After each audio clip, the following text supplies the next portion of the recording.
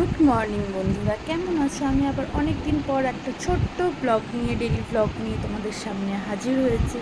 Actually পাপাকে নিয়ে একটু ব্যস্ত থাকি, বুঝতেই পারছো, দুটো বাচ্চা নিয়ে একা বাড়িতে সবটা ম্যানেজ করতে হয়, তাই ঠিকঠাক সময় হয়ে ওঠে না। যতটুকু যেটুকুনি পারি সেটাই শেয়ার করি।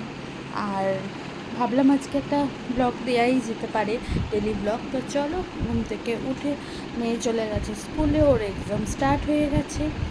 আর হাবিও চলে গেছে ডিউটিতে। আর পাপা খেলা করছে ওয়াকারে, মানে ওকে ওয়াকারের মধ্যে যদি না দিই আমি একটাও কাজ করতে পারবো না। শুনতে পাচ্ছ চিৎকার চেঁচামেচি করছে, এই যে একদম থাকে না, খুব দুষ্টু হয়ে গেছে। তো আমি ভাবলাম পুজোর ঘর ঝাড়াঝাড়ি তো এখন আমি করতে পারিনি, কারণ বাচ্চা নিয়ে কী করে করবো আমি বুঝতে পারছি না, ভয় লাগছে, তবে করতে তো হবেই।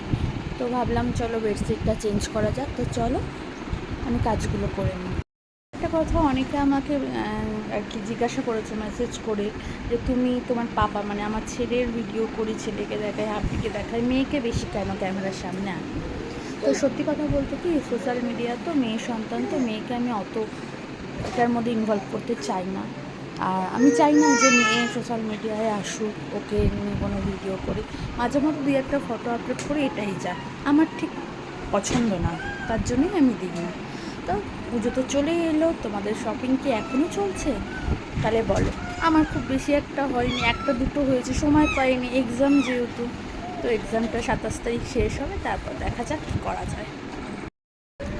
আবার অনেকে জিজ্ঞাসা করে, চাচ্ছে দিদি তুমি সারাদিন বাড়িতে থাকো, কোনো ফ্রেন্ডদের সাথেও অত মিশো না দেখি, তুমি কী করে থাকো? হ্যাঁ, অবশ্যই আমার ফ্রেন্ড আছে, ভালো বন্ধু আছে, তো সেটাও আবার খুব লিমিটেড। কেন, আমার জীবনের বন্ধুবান্ধবের সংখ্যা খুব বেশি নেই, আছে যারা আছে খুব ভালো আছে, আমাকে খুব ভালোবাসে, আমিও তাদেরকে খুব ভালোবাসি। ফোনে কথা হয়, সবাই সবার সংসার নিয়ে ব্যস্ত।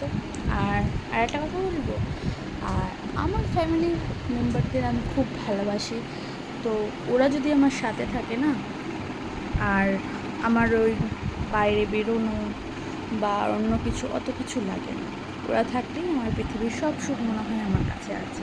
সুতরাং ওদের জন্য আমি সব কিছু পারি করতে। বেডশিটটা চেঞ্জ করে নিচ্ছি, এই বেডশিটটা পাচ্ছি। এই যে আমার রুমটা দেখো কী অবস্থা হয়ে আছে। আর সব থেকে বিরক্ত লাগে এই পিলোতে কভার দিতে, পিলোর মধ্যে কভার পরাতে আমার এত বিরক্ত লাগে যে কি বলবো। চলো তাড়াতাড়ি চটপট কাজ করে নিয়ে রান্নাঘরে চলে যাওয়া যাক। কিছুটা কাজকর্ম করার পর ভাবলাম, মেয়ের তো কালকে ম্যাথ এক্সাম, তো ম্যাথ প্র্যাকটিস করানোর সময় আমি টুকবো, তারপর ও অ্যান্সার করবে, অনেক টাইম ওয়েস্ট হয়ে যাবে। ওর জন্য ভাবলাম ছেলে ঘুমাচ্ছে, এই ফাঁকে কোয়েশ্চেনগুলো রেডি করে রেখে দিই, দেন ও এসে প্র্যাকটিস করতে পারবে। তো তারপরে চলে যাব রান্নাঘরে, সঙ্গে থেকে।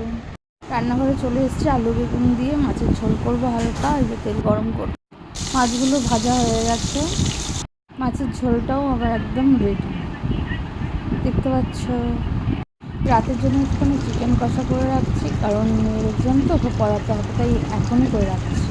তার মধ্যে হঠাৎ করে বৃষ্টি আরম্ভ হয়ে গেছে, কত জামা কাপড় কেচেছি সব আবার ভিজে যাবে। তোমাদের এক ঝলক দেখিয়ে দিই, এই যে টিপ টিপ করে বৃষ্টি পড়ছে।